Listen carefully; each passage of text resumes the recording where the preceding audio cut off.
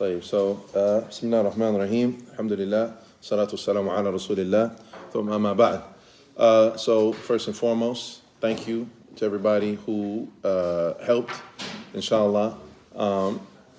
Just like me, all of us, we all need the ajr. So alhamdulillah, the Prophet alayhi salatu wasalam, he mentions a hadith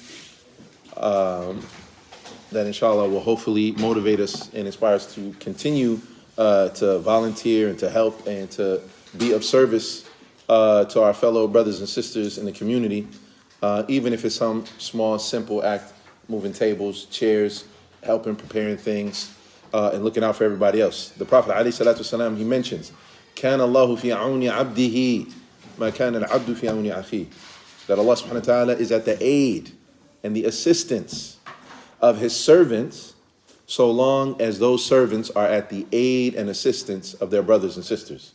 Now, of course, in reality, Allah subhanahu wa ta'ala is always helping us, facilitating for us, and doing things for us non-stop. Matter of fact, the reality is we are swimming in the blessings of Allah subhanahu wa ta'ala, whether we recognize it, realize it, or not. Right? There are so many blessings. وَإِن تُعُدُّوا نِعْمَةَ اللَّهِ. If we were to try to enumerate the blessings of Allah, it's not possible. You can never count it. It's endless, right? But the Prophet ﷺ is teaching us something here, right?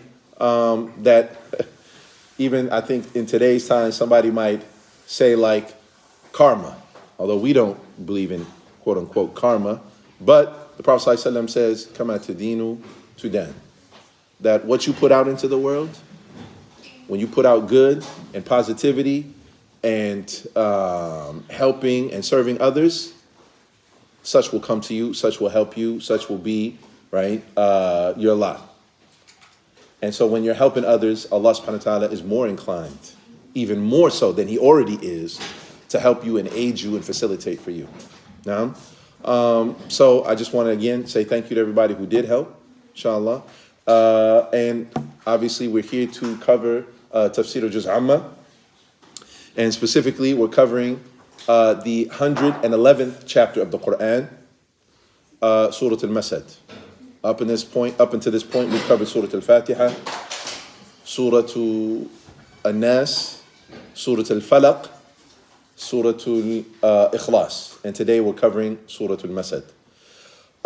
And don't let the brevity and the shortness of these surahs fool you.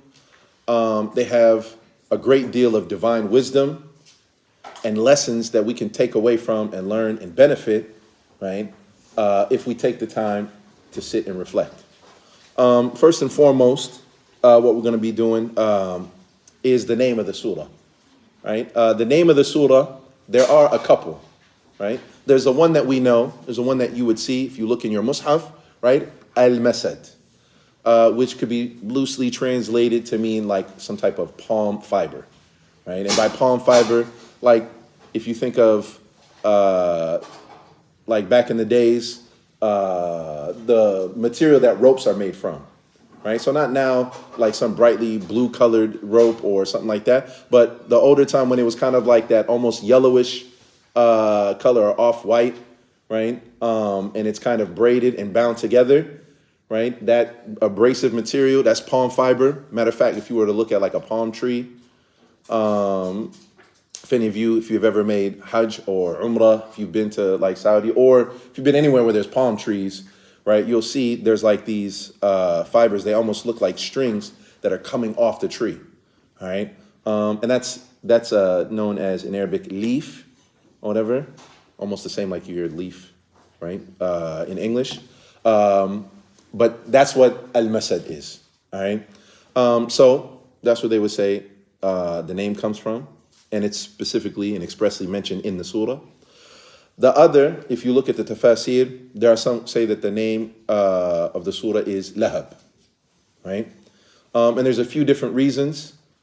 Number one, because of the topic of the surah, right, which is Abu Lahab, and so that's one of the reasons why some scholars would say that it takes its name from that, because that was his name, and I shouldn't say his name, excuse me, his kunya, He had an actual kunya, right, from the name of his son, but he was also had almost like a nickname, Abu Lahab, because it's mentioned that he had like a reddish face, right, and a reddish complexion. So he was called Lahab, or Abu Lahab, excuse me. And then thirdly, it's called Lahab, which is from the actual meaning of the word, which is a blazing fire, right? And this is one of the reasons that they mention that the name of the surah comes from. So we got two names, right? What are they, y'all? Quickly. The two names that we just mentioned for the surah. Yes, sir. Masad and Lahab. All right? Tayyib. And the next thing is, what is like the backstory to this surah? So there are some of the earliest commands that the Prophet ﷺ was given. One of the first ones, or the first command, was what? And I'm asking you all, what was the first command that the Prophet ﷺ was given in the Quran? Who can tell me? Read or recite. And what surah is that? Iqra, or Surah Al-Alaq, right?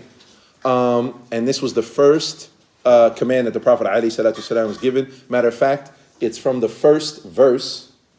The first 5 verses of that surah are the first ayat to be revealed from the Quran, and it was the first command. As the brother said, read or recite, Iqra. Then the second one is Qum fa'anzir, which is which surah, y'all? Anybody? Surah Al-Muddathir. Ya ayyuhal muddathir, Qum fa'anzir, right? Oh, you who is wrapped up and engulfed and enshrouded with this shroud, stand up. Qum fa'anzir, and warn. All right? So that's the second command. Then, and actually there's a few different commands that are in there. Qum fa'anzir, wa rabbaka fakabbir, wa thiyabaka fatahir. But that's the second set of commands. The third one is Qum al-layla illa qalila, right? Which means stand in the night, in reference to like stand in the night in prayer, in tahajjud or qiyam al-layl, illa qalila, except for a little bit. And so this is one of those actual commands that were given to the Prophet Muhammad ﷺ that was unique to him. So it is strongly encouraged for you and I, and all of the Muslims for that matter, to pray qiyam al-layl and to pray salat al-tahajjud. It is strongly encouraged that you go to sleep, right? Shortly after salat al-fajr, right? Pray your sunnah, go to, and then obviously you make your different adhkar, etc., and then go to sleep, right? Then you wake up and pray, whether it be two rak'ah, 4, 6, all the way up to what used to be the sunnah of the Prophet ﷺ, is 11, and you would now close with a odd rak'ah, right? Now, that is encouraged for us. However, it was commanded on the Prophet Muhammad ﷺ. It was wajib on him, an obligation that he pray qiyam al-layl every night. All right, and it comes from that command. Qum al-layla illa qalila. Now the next one, and this is what is relevant to us here, and relevant to the background story to this surah, Surah Al-Lahab or Surah Al-Masad, is when the Prophet ﷺ was commanded, وَأَنذِرْ عَشِيرَتَكَ الْأَقْرَبِينَ, and warn those, وَأَنذِرْ عَشِيرَتَكَ الْأَقْرَبِينَ, the closest of your family, the closest of your relatives, your loved ones, and those that are related to you. Go out and warn them. This is one of the earliest commands of that the Prophet ﷺ received from Allah subhanahu wa ta'ala, which is to make da'wah and to first and foremost start with those that are closest to you. All right. Now, in Sahih Bukhari and in Sahih Muslim, it is mentioned once the Prophet ﷺ received that command, right, without hesitation, he went to what's known as the Mount of Safa. All right, you know when you go and you make Hajj or you make Umrah, right, you have to run between two raised or mount areas. Those used to be small mountains, right? Early on, but now they've been reduced to over time and over years of use and people using them and so on and expansions, etc.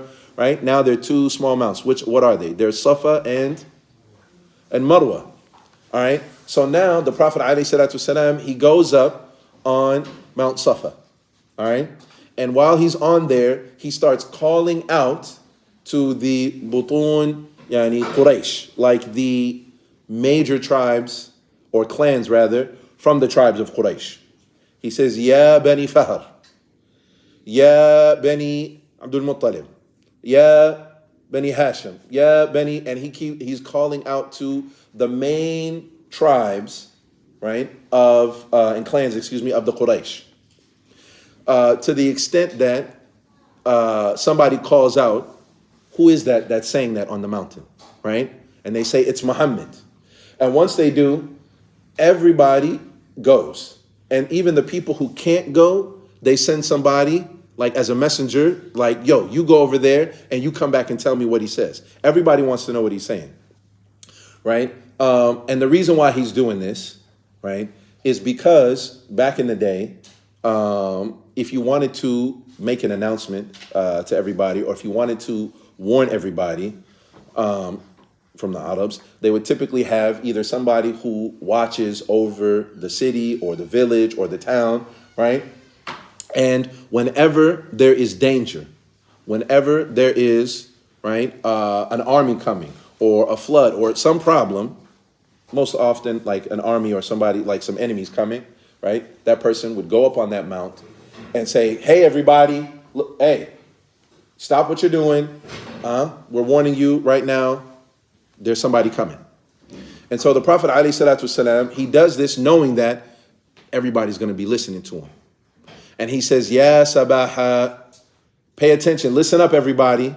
And he says, what would you say if I told you there was a cavalry or an army, right, that is behind this mountain, right, bearing down, about to attack you all? And their response was, Ma jarabna alayka kadhib. Ma jarabna alayka kadhiba. We've never experienced any kind of lies from you, right? Matter of fact, right, before, and this is before the revelation, what was the nickname that they gave the Prophet Muhammad ﷺ, that he had in the community? What do y'all, who knows? And there's specifically, it comes up in a story when the Kaaba is being rebuilt, right? And they say the next person who walks through this door, he's going to be the one to arbitrate with us about who's going to fix or put the black stone back in the Kaaba. What did everybody say when the Prophet ﷺ walked in? Al-Amin, the trustworthy one, right? Which is why they said, we've never experienced any type of lies from you. So he says, and he tells them, then know for sure, Ana nadhirun, I am a warner for you from a painful punishment, yani adhabun shadid, that is coming, right? And he's talking about, what is he talking about, y'all? Hellfire, which is after Yawm al-Qiyamah.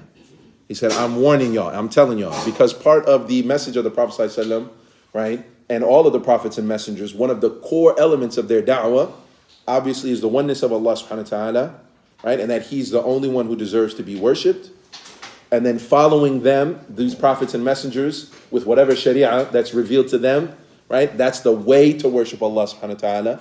And one of the core elements was that there is a day of judgment. There is a day where you'll have to stand in front of Allah subhanahu wa ta'ala. So whatever it is you're doing, know that you'll be held to account for it. And so he tells them this. And when he does, right, amongst those people was Abu Lahab, the uncle of the Prophet Muhammad sallallahu alaihi wasallam, right? And his name, although he's called Abu Lahab, his actual name is Abdul Uzza. Abdul Uzza. And his actual kunya is Abu Utbah. So his name is Abdul Uzza, right? The servant of Al-Uzza. And his actual kunya, meaning like one of his sons, name was Utbah. So he was Abu Utbah, or Utbah, excuse me. But he was called, right, like we mentioned already, Abu Lahab, right? So anyways, so he's there amongst the people. Now, mind you, what's significant about him being there is that he is also, right, respected. He's the paternal uncle of the Prophet ﷺ, meaning that he, Abu Lahab, is the brother of the father of the Prophet Muhammad ﷺ. So that's his direct uncle, all right, his paternal uncle from his father's side. And he's the son of Abdul Muttalib, who is, or was rather, the leader and one of the main leaders of the Quraysh. So he has status, he has nobility, and he has a, haiba amongst the people. And what's the first thing that comes out of his mouth? Tabban lak. May you perish. Ajama'tana lihada. Is this all you brought us here for? You wasted our time. I'm doing business. I got stuff I got to take care of. And this is what you brought us for? Right? And so he used the word what? Tabban, which you start the surah, it starts with what, everybody? Everybody. Tabbat. So Allah subhanahu wa ta'ala, in response to Abu Lahab cursing the Prophet Muhammad sallallahu alaihi wasallam, embarrassing the Prophet Muhammad sallallahu alaihi wasallam, disrespecting the Prophet Muhammad sallallahu alaihi wasallam in front of everybody, right? Allah subhanahu wa ta'ala responds with this surah. And these are the verses that are revealed in response to him. Because remember, if he has a presence, if he is a nobleman, a leader, when he says basically whatever Prophet Muhammad sallallahu alaihi wasallam is talking about is worthless, what's everybody else going to do, y'all? Everybody, I'm asking you, what is everybody else going to do? If he's a leader, he's a big person, what they going to do? They're going to listen to him. And so if he says, this is not a message worth my time, you're wasting my time, curse you, people start walking away. And people leave the Prophet Muhammad sallallahu alaihi wasallam standing there. And this is why Allah subhanahu wa ta'ala, or part of the reason why Allah azza wa jal responds the way that he did. Right? There is another thing, or another reason, or backdrop. So there's three that I want to mention, right, as to why this surah was revealed. There are three different things, but none of them contradict each other. So another conversation that is mentioned between the Prophet Muhammad sallallahu alaihi wasallam and his uncle Abu Lahab is that Abu Lahab says to Prophet Muhammad sallallahu alaihi wasallam, what will I get if I follow this deen, if I follow your deen? He says, laka, for you, is whatever all the other Muslims get, right? That you'll be the same like all the other Muslims, right? And then Abu Lahab, he says what? He says, are you telling me? La fadlun alayya, or la fadlun. I have no virtue, I have no status. I'm not better than the other people.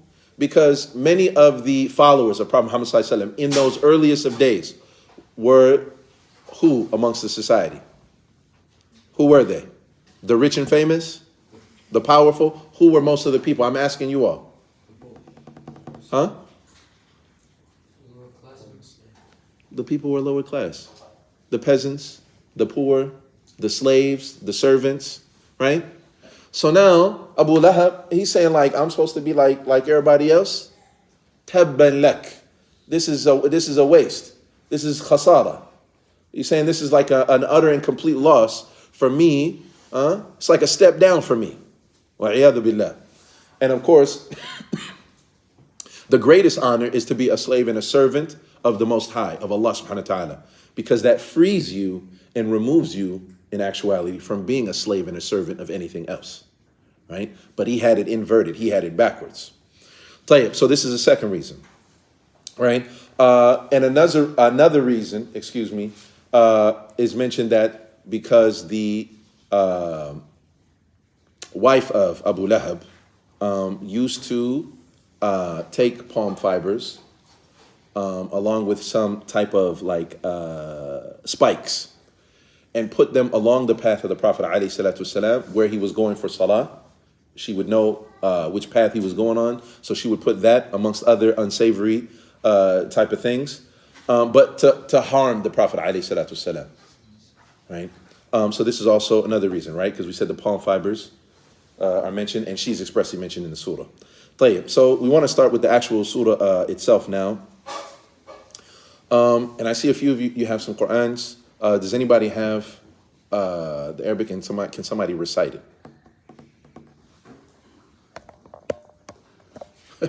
Calm down, everybody. Don't jump all at once now. You know what I'm saying? MashaAllah. Alhamdulillah, it's just 5 ayat. Jazakallah khair.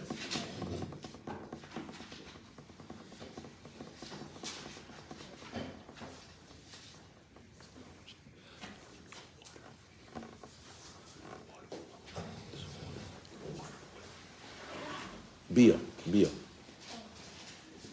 So do I do both the meaning and the Arabic? No, just the Arabic. أعوذ.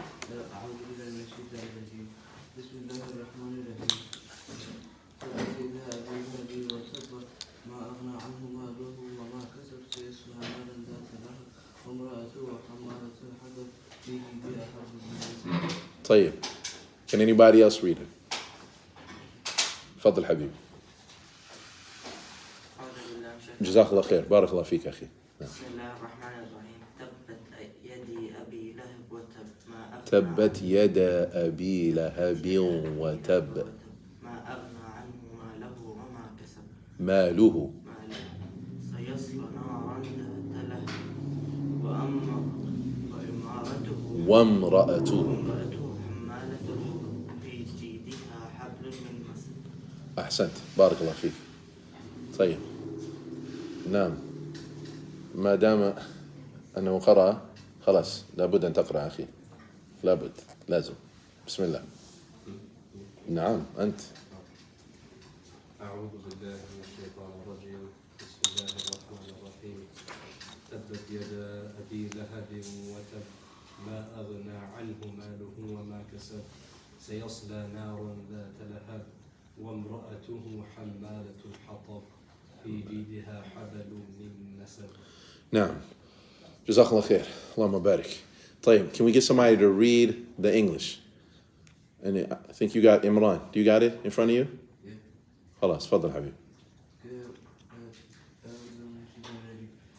Perish the hands of Abu Lahab, and perish he.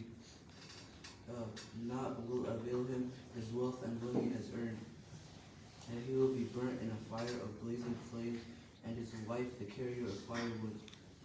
In her neck will be a rope of palm fiber. نعم. All right. So the first ayah. تبت يدا أبي لهب وتب. So if we just take it apart, تبت is it's almost like in the form of a supplication, right? Or more appropriately saying a curse, right? Tabbat yada, mean condemned, utter loss and ruin, perish, yada, the two hands, Abi Lahab, the two hands of Abu Lahab, watab, he himself, utter loss. That is like a loose word by word translation. And what Allah subhanahu wa ta'ala is telling us are two things here. What he's telling us are two things. The first thing is that Allah subhanahu wa ta'ala is cursing Abu Lahab. May he be condemned, or excuse me, may his two hands be condemned, may his two hands be perish, be an utter and complete loss. Then, right, and he says his two hands. Then he says, watabba. And that has happened. He is and he will be, right? Or he has and he will lose. He is a loser, for sure. One is a curse and one is informing us. May he be cursed, may he be condemned, may his hands perish, and his hands have perished. He is condemned. He is cursed. He has been an utter and complete loser. Does that make sense, y'all? The difference? One is essentially like a dua against him, and the other is telling us he has lost and he is perished. I have a question though. Why does it say the two hands of Abu Lahab? Does that mean that Abu Lahab possibly, maybe, might be somewhere else and then his hands are in the hellfire? Why does it say, may the two hands of Abu Lahab perish? Excuse me.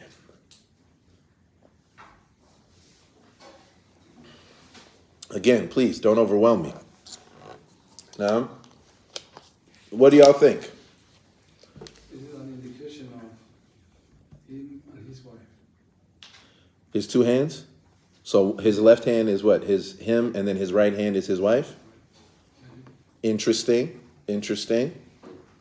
Hala. So maybe it's indicating both him and his wife, one hand being him and one hand being his wife. Okay, interesting. Haven't heard that before. Hey, anybody else? Why does Allah say, may his hands be cursed? Or perish? Or be condemned? Yeah. Does it mean that he tried to hurt Rasulullah sallallahu alaihi wasallam? Because he tried to hurt the Prophet Muhammad sallallahu alaihi wasallam? Okay, what's that have to do with his hands? I mean, like, tried to kill him. So that he used his hands to harm the Prophet Muhammad sallallahu alaihi wasallam. Yeah. Okay. Khair. I like the direction that you're going. Because he used his hands, or he tried to harm the Prophet Muhammad sallallahu alaihi wasallam, and one of those ways would have been with his hands. Anything else? Any sisters? Why his hands? Why his hand perish the hands? Yes. Some interpretations say may he all be destroyed, because he used to hurt the prophet just like that brother was saying. He used to throw rocks in his way, even his wife. And they're saying like may he all be destroyed. So, although the hands are mentioned, right, it's not only meaning the hands, right, but that it means all of him. So it's mentioning part of him, intending the whole. Okay, interesting. Khalas. Let's get one more. One more. We had a couple of brothers. Let's get one more sister.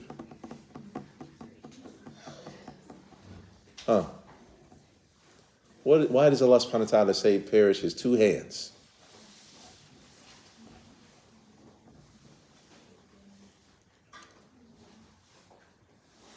Tayyib, khalas. MashaAllah.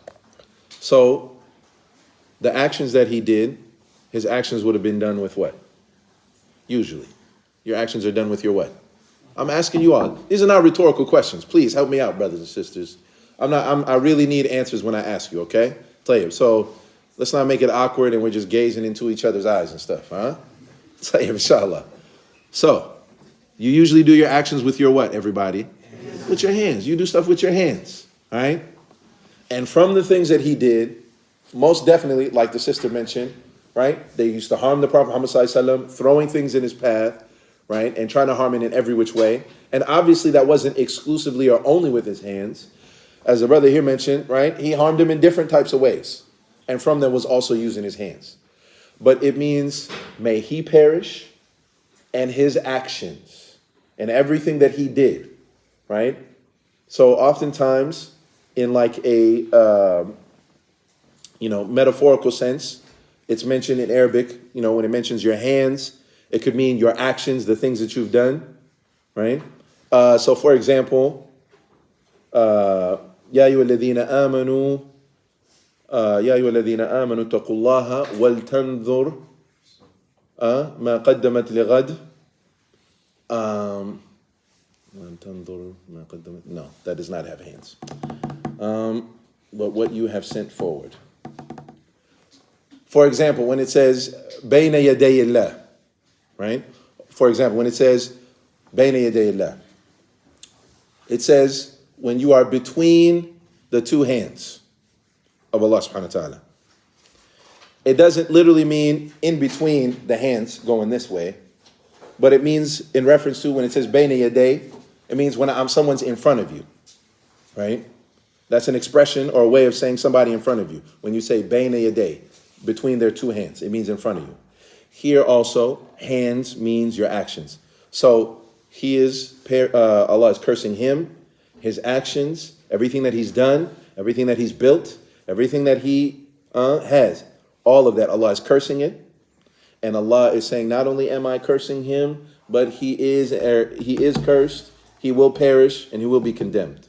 One of the things you have to also understand, brothers and sisters, is this is one of the mu'jizat, one of the miracles of the Quran, because the Prophet ﷺ has no idea, right, about the future, other than what Allah subhanahu wa ta'ala informs him of. If Abu Lahab is cursed and is to perish, it means both in this life and in the next. Which by default, that would mean in this life, what cannot happen for Abu Lahab to go to the hellfire? What has to not happen? He has to what? He has to die as a non-Muslim. And this is early in Islam. We said this is one of the earliest commands. So this is like the first few years of Islam. Abu Lahab doesn't die for another like maybe 15 years. Because he doesn't die the whole time Prophet Muhammad ﷺ is in Mecca, right? Which is 13 years. And then he migrates to Medina, and he doesn't die until about 2 years or just before the Battle of Badr. So that's give or take about between 13, 15 years that he's alive. But Allah is giving the Prophet ﷺ a prophecy that this man, he will not believe. Right? He will not believe. Right? And when you think about it, there are plenty of people who you would look at them, and when you read the seerah, you would say they're not going to believe. And yet later on, they eventually came to Islam. Abu Sufyan, one of the most ardent opponents of Islam. He was also from the heads of the Quraysh, but eventually, years later, he became Muslim. His wife Hind, who paid to have the Prophet ﷺ's uncle assassinated, Hamza, right? Asadullah. Right? And it's even mentioned that she tried to mutilate his body. She also, later on, when you look at her and you see that, you're like, man, she ain't never going to become Muslim. She eventually became Muslim. And you could go on. Khalid ibn Walid.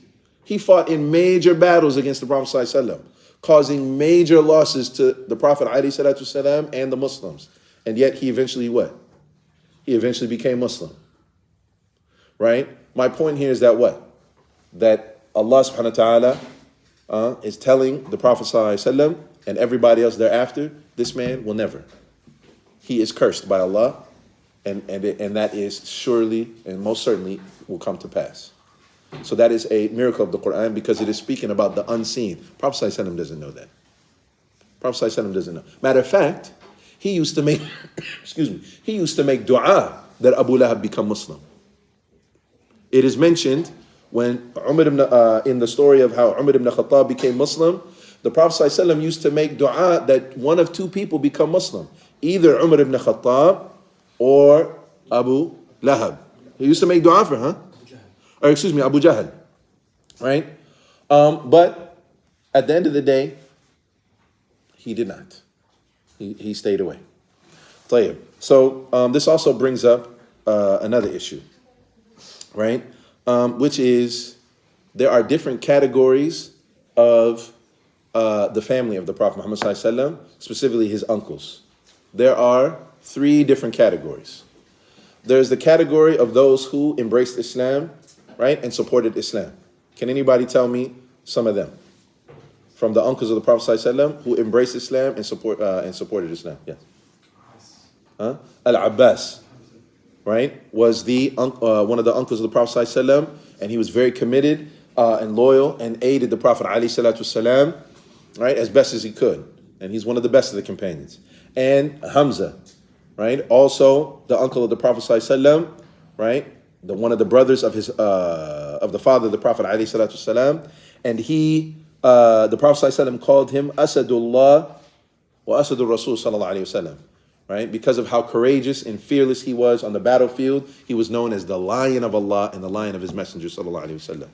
Tayyib. The second category, right, are those who did not have animosity towards Islam. They even supported Islam, but they did not embrace Islam.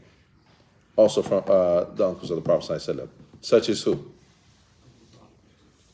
Abu Talib, right, who did not embrace Islam, but it is actually through him that Allah subhanahu wa ta'ala, right, supported Islam so much, right, up until his deathbed, right? Abu Talib supported the Prophet ﷺ, raised him like he was his own son, took care of him, looked after him, right? Up until his deathbed, he supported him with his money, he supported him with his status, and it was up until that time that he used to prevent some of the harm, right? Because of his status, he was able to prevent some of the harm of the Quraysh when they wanted to harm Prophet Muhammad ﷺ, right? But essentially, on his deathbed, they essentially emotionally blackmailed him, right, and convinced him, right, to not support Islam, or excuse me, not to embrace Islam. The Prophet ﷺ was there, right, in those last moments, and he said, "Qul kalima uhaju biha inda Allah," right? He said, say just one word, just say La ilaha illallah Muhammadur Rasulullah, so that I have something to go with Allah subhanahu wa ta'ala with, right? And yet his uncle had also on one ear Prophet Muhammad sallallahu alaihi wasallam, but on the other he had those heads of Quraysh telling him, after all these years, you were on the deen of your forefathers, you're going to leave now, right? The shame, the embarrassment, the legacy you're going to leave behind, how could you? And so he died on the religion of the Quraysh. And because of his support, and because of his aid though,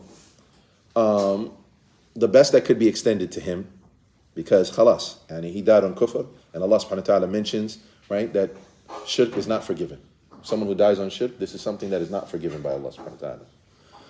But that because of what he did, he will receive the least amount of punishment in the hellfire.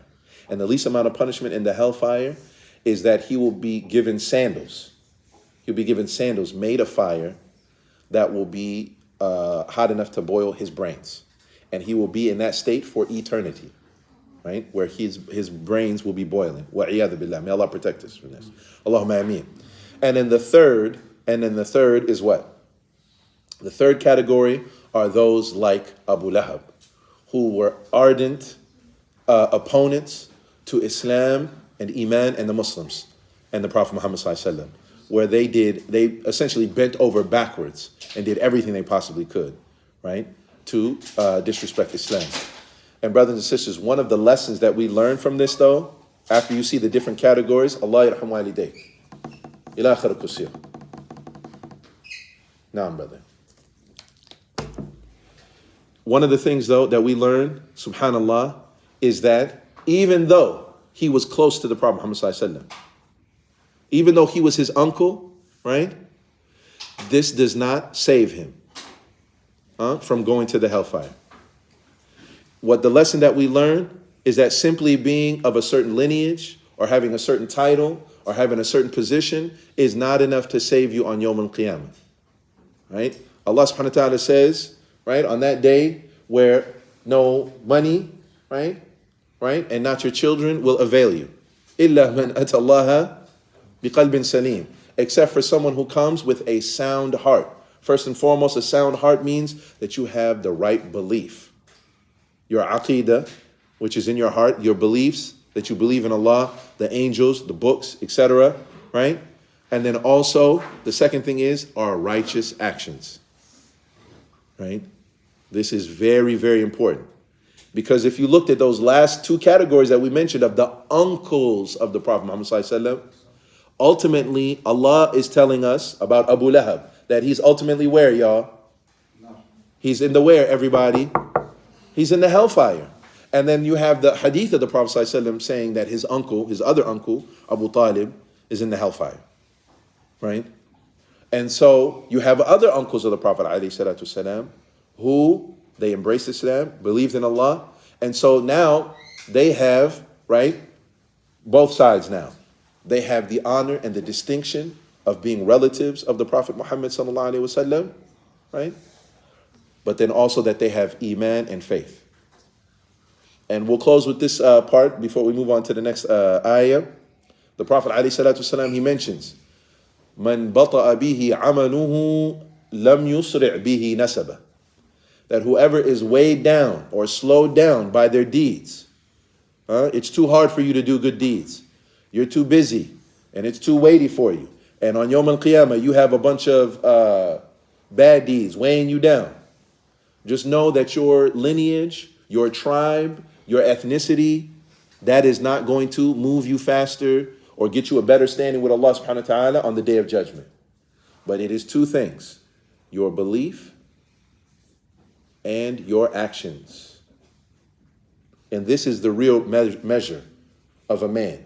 And this is the real measure of a woman. طيب. So we move on, and then he goes on to say, ما أغنى عنه ماله وما كسب. Right? And this is also could be understood in two ways. Ma, meaning what? أغنى, أغنى عنه ماله. Like, did his wealth enrich him? Or what did his wealth enrich him with? وَمَا كَسَب, and what he had earned, right? Like, what did that do for him? Right? So one is like a question. It can be understood as a question, like a rhetorical question. Like, what did his money do for him? Right? How did it enrich him? And how did his kids, right? Or excuse me, kasab, what did he earn with his hands? And we'll explain that kasab, if you look in the translation, more often than not, it's going to say his children. That's because many of the companions, they explained it when it says kasab, even though that typically means like what you earn. The Prophet ﷺ, he also called your children being like your kasab. So what did his money and his wealth avail him, enrich him, right? And what did his children do for him? And this is mentioned also because there is a narration where Abu Lahab, it's narrated that Abu Lahab, he said that if the religion of my nephew is true, if it's the truth, and I have to deal with that on Yawm al-Qiyamah, then I will have my money and my kids that'll benefit me on that at that time. And Allah subhanahu wa ta'ala is saying, Ma aghna. That's right. One is a question, and the other is like a statement that it did not. Meaning, so one is ma istifhamiyya, and the other is like a nafiya, which is negation. Yani, meaning his wealth didn't benefit him, and it's not going to enrich him or help him in any way, nor are his children, right? Whether in this life, because obviously he would have paid anything, right, to have if he knew what would happen in the afterlife to become Muslim, but he didn't know what was going to happen. So in this way, his money doesn't avail him, nor his kids, and in the hereafter, that won't help him or benefit him, meaning it's not going to. So one way is, what is it going to avail him? What did your money do? What is your money going to do for you on Yawm al-Qiyamah? What are your kids going to do for you on Yawm al-Qiyamah? And the obvious answer is what? Nothing. It's not going to do anything for you. And the other one is that it's a statement, or negating, right? That those things are not going to do anything for you, right? Now, طيب. سيصلى نارا ذات لهب. And this is essentially where it says sayasla, that he's going to reach naran, the fire, ذات لهب, the fire that has a blazing flame. It has a blazing fire and blazing flames. And so again, Allah subhanahu wa ta'ala, he mentions using seen, right? There are two ways to indicate like the future in Arabic. One is with the seen, which means something in the near future, and the other one is sofa, right? So for example, kalla sawfa ta'lamun, right? In Surah Naba, right? That they are eventually, right? They're gonna come to know eventually, right? And that's using sofa, meaning that there's some time that's gonna happen. Whereas sayasla, meaning soon and near and close, right? That he's going to ultimately reach the fire. وَامْرَأَتُهُ حَمَّالَةَ الْحَطَبِ. And then وَامْرَأَتُهُ, and notice here Allah subhanahu wa ta'ala doesn't refer to her as being his wife, but simply his woman.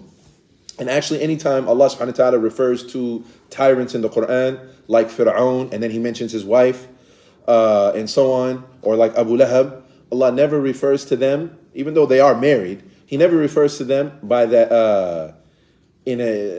by them being the wife of so and so, right? But he always calls them the woman. Now, the woman, the wife of Abu Lahab, her name is Arwa bint Harb. Arwa bint Harb. And her kunya was Jamil. Her kunya was Jamil, and she was actually the sister of Abu Sufyan. She was the sister of Abu Sufyan. And subhanallah, and she also was from noble lineage, from the Quraysh, and she used to like brag about this and bring it up all the time. And so, وَامْرَأَتُهُ, and his woman, حَمَّالَةَ الْحَطَبِ, she will be the carrying hatab, which is like firewood, or the wood that is used as fuel for the hellfire. And subhanallah, there are a few reasons why this is mentioned about her. So essentially, she used to obviously aid and support her husband in any which way that she could, right, to harm the Prophet ﷺ. So she essentially was aiding and abetting her husband, right? Secondly, it is mentioned that she used to do what is known as namima, right, where she would essentially try to cause animosity and enmity between others and the Prophet Muhammad ﷺ and the believers. But she used to go around and go back and forth. And namima, y'all, is when you say to somebody, yo, did you hear what so-and-so said about you? Right? And she would essentially like gaslight and stuff. So let's see. Y'all ever see when somebody maybe says something to somebody and other people say, personally, if that was me, right? If that was me, I wouldn't have let that ride. I wouldn't have let that happen. I wouldn't let them say that about me. So this is essentially what she would do in those times. She would go, hey, look it, he said this and this and this about you. I mean, if that was me though, yeah, no, I wouldn't let that ride like that. You gonna let him say that about you? And then she would go back, and then so she would cause enmity and problems, right? And then the third thing, which we already mentioned earlier, right? Subhanallah, and the irony, and there's some irony in this too, right? That she would go to get that palm fiber, right? And anything that had like thorns, and put that in the path of the way of the Prophet ﷺ to harm him, like when he would be going to pray. So imagine like he's leaving for Fajr, where it's still dark outside, and he's walking, right, on these paths, and there's like thorns, and there's like rocks, and there's all kinds of stuff that would hurt you, right? Now, the irony here is that she is essentially like a noble woman, right? She's a noble woman of high status in her society. But mind you, she is going out in the middle of the desert, right? On her own time, not her servants, not her slaves, not, you know what I'm saying, so her kids to go, hey, to do her bidding. Why don't you go out there and do that? This noble woman is going out and picking up these palm fibers and picking up, thorny bushes and all this kind of stuff on her own. And you got to go out to the desert to do that, obviously, because, right, in the city, in the area where people live, that stuff would be removed. She's got to go out of her way to do that. So she's completely forgetting herself, right? All because of her animosity towards Islam and the Prophet Muhammad ﷺ. And then so she's carrying this stuff, and mind you, she's got to carry it on her back. She's got to carry it on her back and bring it to throw it on there. I mean, she really had, a deep hatred for the Prophet ﷺ and his message. And so, excuse me. So just like she was carrying it then in this life, حمالة الحطب. She's going to be carrying firewood, the support that she lent her husband. She's going to be carrying the firewood that's going to be used to stoke the flames that burns her husband. And that's going to be her job in the hellfire. That she's going back and forth. Just like she used to go back and forth in the dunya to harm the Prophet Muhammad ﷺ, now she's going to be going back and forth. وَامْرَأَتُهُ حَمَّالَةَ الْحَطَبِ. She's carrying that firewood to burn and torture her own husband, who she used to support, to hurt, harm, and torture the Prophet Muhammad sallallahu alaihi wasallam. Now, and then of course it just describes how she'll be carrying it. في جيدها حبل من مسد. that she's going to be Jeed in Arabic can also mean your neck. Right? It's also used, the word Jeed is used to mean your neck in Arabic, classical Arabic, or Fusha, right? Ancient Arabic. And so it says that she's going to have what around her neck? That she's going to have a rope, that same palm fiber that she used to use, right? She's going to have that from here to here on her neck, as a disgrace to her. Whatever lineage she had, whatever nobility she had, now she's caught like this on Yom Al-Qiyamah with this rope from the same material that, but not from just palm fire, but from hellfire, right? So in some narrations, it says the material that's made from this rope. Some narration said it's steel or iron, right? That it's going to be around her neck. Some say that it's going to be made from hellfire, but at any rate, it's going to be wrapped around her neck, right? As she perpetually is going back and forth carrying the wood to stoke the fire to burn her own husband. Wa'iyadu billah. Tayyib. So some of the lessons that we want to take from this and that we want to keep in mind from all of this right now, right? Because this is the entire surah. One of the first things is that in Islam, it is not simply family relations. It is not tribe and status and titles that makes the measure and worth of a man or a woman. But it is what they believe in their heart and following that up with righteous actions. كما قاله النبي صلى الله عليه وسلم إن الله لا ينظر إلى صوركم ولا أجسامكم ولكن الله ينظر إلى قلوبكم وأعمالكم. The Prophet ﷺ, he said that Allah does not look at your shapes, your sizes, your form, how big your nose is, how the size of your forehead, your skin complexion, how your teeth, your hands. Allah, are they petite? Are they big? Are you big-boned? Do you got straight hair, curly hair? Allah doesn't care about none of that. Because ultimately, who did that anyways? Allah did that. Allah is the one who created us and who we are, who our parents are, right? Where you don't choose that. Who you're born to, your ethnic, you don't choose that. Allah did that. So he's not going to judge you based on something that you ain't got nothing to do with anyways. But what you do have control over and what you are responsible and what he does look at, وَلَكِنَّ اللَّهَ يَنْظُرُ إِلَىٰ قُلُوبِكُم. He looks at your hearts. Do you believe in Allah? Do you believe in the last day? Do you trust him? Do you love him? Do you fear him? Do you have hope in him? Do you have longing to meet him? And then secondly, having those feelings and that belief in your heart, do you follow that up with actions? Because I love Allah, I pray and I fast and I do whatever he commanded me to do. Whether it's the hijab, whether it's jihad, whether it's seeking knowledge, whether it's serving the community, whether it's volunteering, whatever it is, I'm doing those things because I love Allah subhanahu wa ta'ala. And I'm afraid of him. Yes, afraid. I have fear of Allah. I'm afraid of his anger. I'm afraid of his displeasure. I'm afraid of his wrath. I'm afraid of his punishment. And because of that, the actions that the actions that come out is that I stay away from whatever he prohibited me from. But that stems from what? A belief in the heart. And Allah looks at those two things, what you believe and what you do.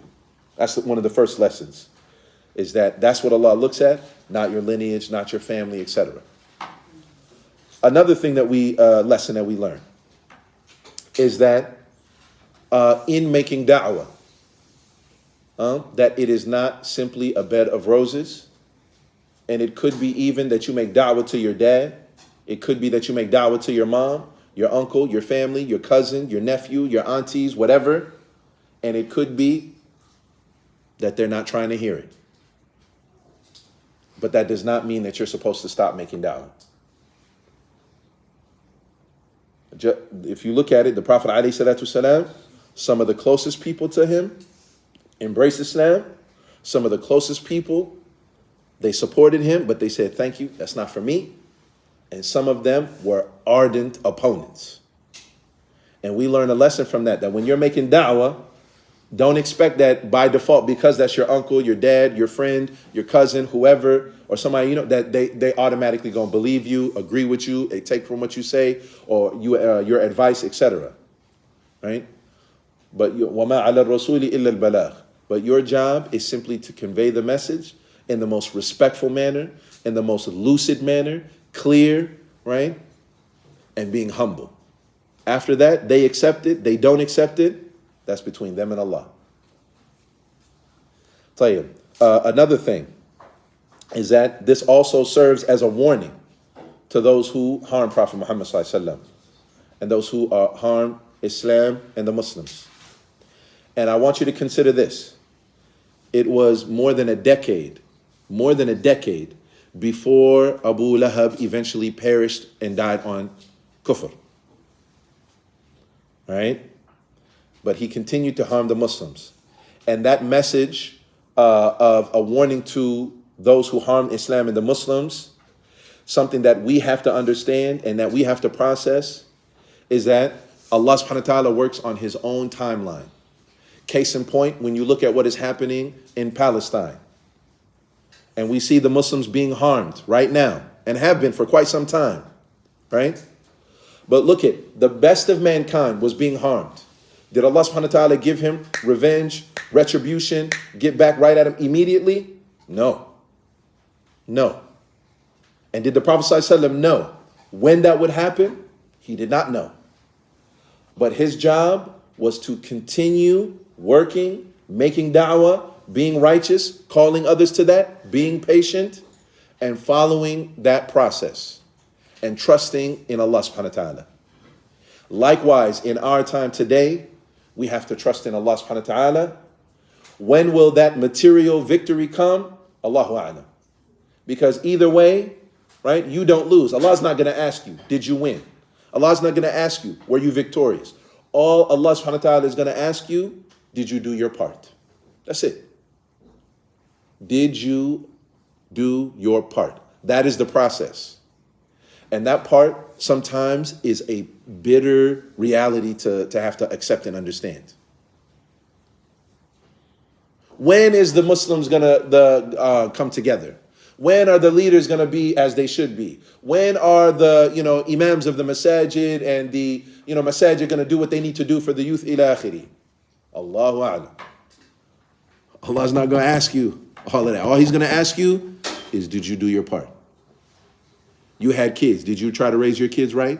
You have a wife. Did you teach your wife? You have a husband. Were you good to your husband? And did you try to teach him or share with him what you know?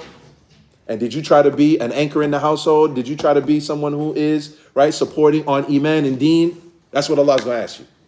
Beyond that, did you save the entire ummah? He's not going to ask you. If you're not the Mahdi, he's not going to be asking you Mahdi questions. If you're not Isa alayhi salam, he's not going to be asking you what he's going to be asking Isa alayhi salam about. When he comes back afterwards, right, and brings peace and defeats the kuffar, ila akhiri. He's not going to ask you about that. And obviously I can keep going, but Allah helps, supports, and aids. He's just going to see, are you going to trust him? Are you going to follow the process and do your part? And the beautiful thing is, brothers and sisters, Allah subhanahu wa ta'ala says, وَالَّذِينَ جَاهَدُوا فِينَا لَنَهْدِيَنَّهُمْ سُبُلَنَا. That those who strive and struggle. He does not say those who do. He does not say those who accomplish. He does not say those who are, He just says those who strive and struggle. They do their part. And they do so what? Fina. For the sake of Allah, with ikhlas, unadulterated, not mixed up with anything else, no GMOs, no shirk, no for nothing else. Fina, purely for Allah. He says what? لَنَهْدِيَنَّهُمْ سُبُلًا. He will guide them to his path. طيب. And I already mentioned also one of the signs of Allah subhanahu wa ta'ala and a prophecy about Abu Lahab, that he would die on kufr, that he would not be a Muslim, right? Both him and his wife. Right? And this shows one of the miraculous nature of the Quran, that it's telling the Prophet Muhammad ﷺ about the future, the unseen, right? And what was to come and what was to happen. Right? Because the Prophet ﷺ has no way of knowing that. Right? And then obviously there are a number of other lessons and benefits that we could take from the surah. I encourage all of you to take the time and put in the effort to go back and look at this surah on your own for yourself. Granted, you may have read it numerous times, right? But Allah subhanahu wa ta'ala will unlock doors for you, right? And understanding for you if you're sincere, right? And if you have a genuine effort. Do not let, what we're doing here be, right, the end all for you, that khalas, that's what I studied and that's it, and you don't go back for yourself, right? Allah subhanahu wa ta'ala says, أَفَلَا يَتَدَبَّرُونَ الْقُرْآنَ. Don't they reflect? Don't they ponder? Don't they think for themselves, right? This religion, right, this way of life calls us to be thinking, reflecting, deliberate people, right? Not automatons, not robots who are blindly following, right? But rather that we're people who are thoughtful, that we go back and we read the Quran. Not because Abu and Hoyo made us on Saturday and Sunday. Not because I'm forced to go to Duxi, but because I have a desire to be connected to Allah subhanahu wa ta'ala. And the best possible way to do that, or one of the best possible ways, is to read His words and to reflect and think on those words. May Allah subhanahu wa ta'ala facilitate and make easy for all of us to do so. Ya Rabbil Alameen. Allahumma ameen. Wa akhir da'wan, alhamdulillah Rabbil Alameen. Subhanakallahumma bihamdik. Ashhadu an la ilaha illa anta astaghfiruka wa atubu ilayk.